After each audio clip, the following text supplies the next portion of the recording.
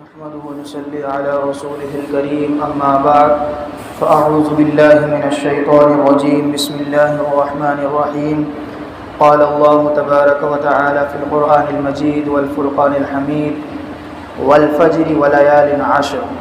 وقال في موضع آخر إنا أعطيناك الكوثر فصل لربك وانحر إن شانئك هو الأبتر صدق الله العظيم۔ محترم دوستو اور اسلامی بھائیوں، جیسا کہ ہم سبھی حضرات جانتے ہیں کہ چاند کا اگلا مہینہ ذی الحجہ کا مہینہ ہے، اور قرآن کریم کی جو میں نے آیت تلاوت کی ہے سورہ فجر کی آیت والفجر ولیال عشر، اللہ رب العزت نے اس سورت کی دوسری آیت کے اندر ذی الحجہ کی 10 راتوں کی قسم کھائی ہے، اور ان راتوں کی فضیلت، ان کی اہمیت کی طرف اشارہ کیا ہے کہ یہ جو دن آنے والے ہیں، ذی الحجہ کا جو مہینہ شروع ہونے والا ہے، یہ بہت ہی زیادہ اہم مہینہ ہے، بہت ہی زیادہ فضیلت والا ہے۔ روایت میں یہاں تک آتا ہے کہ جو شخص ذی الحجہ کے شروع ایام کا ایک روزہ رکھے گا تو اللہ رب العزت اس کو 1 سال کے روزے کا ثواب عنایت فرمائیں گے۔ یہ اتنے فضیلت والے دن ہیں، اور سب سے بڑی چیز کہ اللہ رب العزت نے ان ایام کے اندر حج کو رکھا ہے، حج جیسی مقدس عبادت کو رکھا ہے، اور اس کے شکرانے کے طور پر اس کے بعد قربانی جیسی عظیم عبادت کو رکھا ہے۔ جیسا کہ رمضانوں کے اندر پھر اس کے بعد اللہ رب العزت نے رمضان میں جیسے روزوں کی عبادت کو رکھا، اس کے بعد ایک تہوار عطا کیا عید الفطر کے نام سے، ایسے ہی یہاں پر اللہ رب العزت نے حج کی عبادت کو رکھا اور قربانی کی عبادت کو رکھا، اور ایک تہوار عید الاضحیٰ کے نام سے دیا ہے۔ اصل مسئلہ یہ ہے کہ جو ایام آنے والے ہیں ان کے اندر ہمیں زندگی کیسے گزارنی ہے، اور ان کے اندر کن عبادات کا خاص طور سے اہتمام کرنا ہے، کن چیزوں پر زیادہ توجہ دینی ہے، اور جو قربانی کا جو معاملہ ہے اس کو ہمیں کس طریقے سے انجام دینا ہے، جو کن لوگوں پر قربانی واجب ہے، اس چیز کو ہمیں سمجھنا چاہیے۔ قربانی کے سلسلے میں آپ لوگوں نے سنا ہوگا کہ قربانی صاحب نصاب پر واجب ہے۔ جو شخص 7.5 تولہ سونا یا 52.5 تولہ چاندی یا اسی طریقے سے اگر کسی کے پاس تنہا اتنی چیز نصاب کو نہ پہنچتی ہو تو دونوں کی مقدار کو ملا کر کے چاندی کے نصاب ملا کر نصاب کو متعین کیا جائے گا۔ قربانی کے سلسلے میں ایک بات بہت زیادہ ہر سال مشہور ہوتی ہے، اور وہ یہ ہے کہ جس طریقے سے ہم قربانی انجام دے رہے ہیں، قربانی کے اندر ہم جانور کو ذبح کر رہے ہیں، تو کیوں نہ اس کی وجہ ہم اس رقم کو غریبوں میں خرچ کر دیں، یعنی قربانی جو واجب ہے ہم پر، قربانی کرنے کے بجائے اس رقم کو ہم غریبوں محتاجوں کے اندر دے دیں تاکہ ان کا فائدہ ہو جائے، کیونکہ قربانی کریں گے تو ظاہری کوئی فائدہ نظر نہیں آتا ہے۔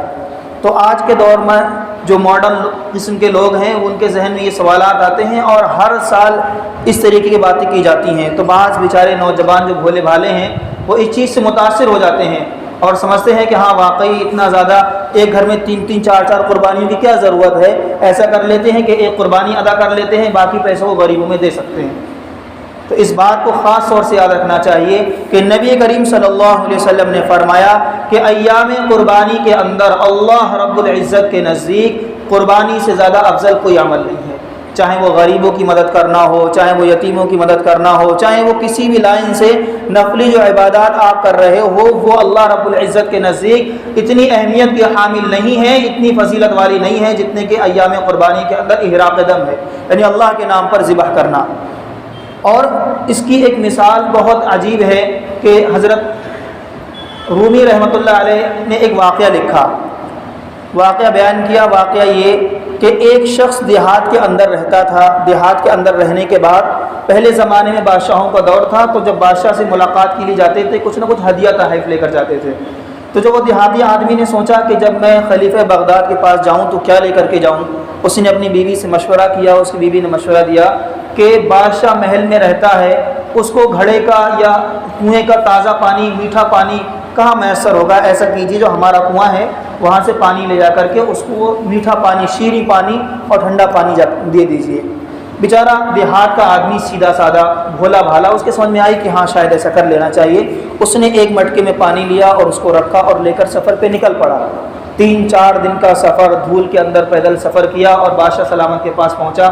بغداد۔ خلیفہ کا مطلب ہوتا ہے، آج کل تو ذرا سی حکومتیں ہیں، خلیفہ جو اس وقت کے خلیفہ تھے اس کا مطلب یہ ہے کہ آدھی سے تقریباً آدھی دنیا پر حکومت جن کی، خلیفہ بغداد، اس دور کے جو خلیفہ جس وقت ہوا کرتے تھے۔ تو ان کے پاس وہ گھڑے لے کر پہنچا تو انہوں نے دیکھا کہ ایک سادہ بدو آدمی، دیہاتی آدمی، پھٹے پرانے کپڑے پہنے ہوئے غریب آدمی میرے لیے ایک تحفہ لے کر کے آیا ہے۔ اس نے اس گھڑے کو کھولا تو اس سے پوچھا اس میں کیا ہے؟ پہلے خلیفہ نے اس نے کہا اس کے اندر میں اپنے کنویں کا میٹھا اور تازہ اور شیریں پانی لے کر کے آیا ہوں آپ کے لیے، لہذا آپ نوش فرمائیں، اسے قبول فرما لیں۔ خلیفہ نے جب وہ گھڑا کھلوایا تو اس کے اندر سے بدبو نکلنے لگی۔ 3-4 دن کا سفر طے کرنے کے بعد مٹکا بند، اوپر سے گھڑا بند، تو اس کے اندر بدبو پیدا ہو گئی، لیکن خلیفہ نے کچھ کہا نہیں، کہا بہت اچھا ہے، بہت عمدہ ہے، اور اس کو قبول کیا اور وزیر کو حکم دیا کہ اتنے ہی بڑا اس کا مٹکا بھر کر کے اس کو اشرفیاں دے دی جائیں اور اس کو روانہ کیا جائے، لیکن جب اس کو لے کر کے جاؤ تو دریا فرات سے اس کو لے کر کے جانا، جو اس محل کے پاس دریا تھا اس سے لے کر کے جانا تاکہ وہ اس چیز کو دیکھ لے۔ جب اس کو لے کر کے نکلے اور اس نے دریا کے پاس پہنچے تو اس نے پوچھا یہ کیا ہے؟ فرمایا یہ دریا ہے جہاں سے بادشاہ سلامت کے لیے پانی پہنچتا ہے، محل کا پانی کا سپلائی جہاں سے ہوتا ہے۔ تو اس نے اس کا پانی پیا تو وہ پانی اس سے زیادہ کہیں شیریں، تو اس کے دل میں احساس ہوا کہ میں نے کتنی بڑی غلطی کر دی ہے، میں نے سوچا کہ بادشاہ کو پانی میسر نہیں تھا، میں لے کر چلا گیا، لیکن بادشاہ کی کرم فرمائی، خلیفہ کی کرم فرمائی ہے کہ اس نے اس پانی کو قبول کیا۔ حضرت مفتی تقی عثمانی صاحب دامت برکاتہم اس واقعے کو لکھنے کے بعد فرماتے ہیں کہ علامہ رومی نے رحمۃ اللہ علیہ نے فرمایا کہ ہمارے اعمال کی مثال اس گھڑے کے پانی کی طرح ہے، گندی، بدبودار اور ناکارہ ہماری جو نمازیں ہیں، ہماری جو عبادات ہیں، ہمارے جو ہم انجام دے رہے ہیں ان کے اندر کس قدر کوتاہیاں ہیں، اس بات کو بتانے کی ضرورت نہیں ہے۔ ہر آدمی خود جانتا ہے کہ میری زندگی جو ہے، میں جو نمازیں ادا کر رہا ہوں، میں جو روزے رکھ رہا ہوں اور میں جو زکوٰۃ دے رہا ہوں، میں جو صدقات دے رہا ہوں، میں جو وظائف پڑھ رہا ہوں، کیا ان کو میں صحیح انداز میں ادا کر رہا ہوں کہ نہیں کر رہا ہوں، ہر آدمی جانتا ہے۔ تو فرمایا کہ ہماری عبادتیں سب سے پہلی بات تو اخلاص سے آ رہی، اخلاص سے خالی ہیں، پھر ہم بس بجا لا رہے ہیں، لیکن اللہ رب العزت کی رحمت، اللہ رب العزت کا فضل و کرم اتنا زیادہ ہے کہ اللہ رب العزت ہماری انہی عبادتوں کو قبول فرما لے گا۔ جیسے کہ اس خلیفہ نے کیا ہے، اس کے ہدیے کہ اللہ دیکھ رہا ہے کہ میرا بندہ دنیا کے اندر رہتے ہوئے دنیا کے اندر طرح طرح کی خرافات ہیں، طرح طرح کے وساوس اس کے دماغ میں ڈالے جاتے ہیں، عبادات کے تعلق سے اس کو کہا جاتا ہے کسی کیا ضرورت ہے، جیسے قربانی کی میں نے مثال دی، کہا جاتا ہے کہ خون بہانے سے کیا فائدہ، اس مال کو غریبوں میں دے دو تاکہ غریبوں کا فائدہ ہو جائے، اس مال کو رشتہ داروں میں دے دو تاکہ ان کا فائدہ ہو جائے، لیکن وہ کہتا ہے کہ نہیں، رب نے احراق دم کا حکم دیا ہے، رب نے قربانی کا حکم دیا ہے، تو اس میں مصلحت کو نہیں دیکھنا ہے، اس میں اس چیز کو نہیں دیکھنا ہے کہ اس میں ہمارا فائدہ ہے کہ نہیں ہے، اس میں صرف یہ دیکھتا ہے وہ ایمان والا، وہ مسلمان بندہ یہ دیکھتا ہے کہ رب کا فرمان ہے میں صاحب نصاب ہو گیا ہوں، بس اللہ کا نام لے کے جانور قربان کر دیتا ہے۔ تو یہ اللہ رب العزت اخلاص دیکھتا ہے بندے کا کہ اس کے ذہن میں تو آیا کہ ہاں اس کی حکمت مجھے سمجھ میں نہیں آ رہی ہے، لیکن رب کا حکم ہے، آقا نے فرمایا ہے، محمد مصطفیٰ صلی اللہ علیہ وسلم نے بتلایا ہے، صادق المصدوق نے اس کی خبر دی ہے، رب کی طرف سے یہ فرمان آیا ہے، لہذا میں اپنے عقل کو اس میں نہیں چلاؤں بلکہ میں اس قربانی کو انجام دے دوں۔ اللہ فرماتا ہے کہ جب بندہ اس طریقے سے کیا ہے قربانی کرتا ہے تو اس قربانی کا خون زمین پر گرنے سے پہلے اللہ کے یہاں قبول ہو جاتی ہے۔ کتنی بڑی فضیلت کی بات ہے۔ پھر اللہ نے مزید یہ نہیں کہ قربانی کا جانور ذبح کیا وہ خراب ہو گیا، فرمایا لن ینال اللہ لحومها ولا دماؤها ولکن ینالہ التقوی منکم، کہ لوگوں جو تم قربانی دے رہے ہو، جو اللہ کے راستے میں جانور کو ذبح کر رہے ہو، اس کا گوشت ہم تک نہیں پہنچتا ہے، اس کا خون ہم تک نہیں پہنچتا ہے، ہم تو آپ کے دلوں کا تقوی دیکھتے ہیں، ہم تو آپ کے دلوں کا اخلاص دیکھتے ہیں کہ آپ کس دل سے اس قربانی کو انجام دے رہے ہو، گوشت تو آپ کے لیے ہے۔ کتنی وہ ہے کہ قربانی ہم نے کی، جانور لیا، اس کو ذبح کیا، ثواب ہمارے حصے میں اور گوشت بھی ہمارے حصے کے اندر۔ یہ رب کا احسان ہے، یہ رب کا فضل ہے۔ پہلی تمام امتوں کے اندر قربانیاں کسی نہ کسی طرز پر فرض رہی ہیں، تو خاص طور سے میں یہ کہنا چاہتا ہوں کہ جب بھی کبھی کوئی ایسی بات کہے کہ قربانی کرنا ضروری نہیں ہے، غریبوں کی اس کے بجائے مدد کر دو۔ بہت سے لوگ جانوروں کے لاڈ پیار کے اندر کہ جانور ہے بے جان بے زبان جانور، اس کو مسلمان یوں ہی خواہ مخواہ ذبح کرتے ہیں، جبکہ ان کو قربانی کے ایام کے علاوہ اور دن نظر نہیں آتے جب پوری دنیا کے اندر پوری کائنات کے اندر جانوروں کو ذبح کیا جاتا ہے، تب کوئی محبت نظر نہیں آتی۔ یہ صرف اور صرف اسلام پر ڈاکہ ڈالنے کی کوشش ہے، یہ صرف ہمارے عقیدوں کو کمزور کرنے کی کوشش ہے۔ اگر ہمارا عقیدہ ہمارا ایمان مضبوط نہیں ہے تو ہمارے ذہن کے اندر بھی باتیں آنے لگتی ہیں کہ ہاں واقعی کیا ضرورت ہے اتنے زیادہ جانوروں کو ذبح کرنے کی۔